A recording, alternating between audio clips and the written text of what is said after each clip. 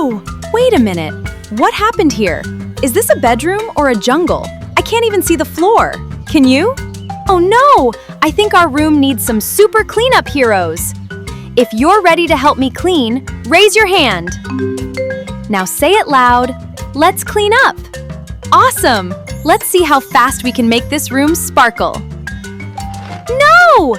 Toys belong in the toy box. Let's count together while we pick them up. Yay! Our books are feeling lonely on the floor. Where should books go? That's right! On the bookshelf! Now they're safe and easy to find.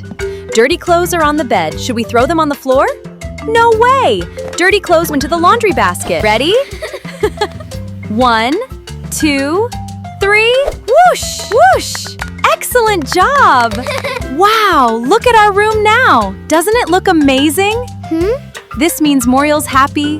This means more space to play, and now it's your turn. Today, after playing, can you put all your toys back where they belong? Fantastic! Give yourself a big clap. Clean up 3, a tidy room is fun to see. Toys away, books on the shelf. Cleaning up is helping yourself.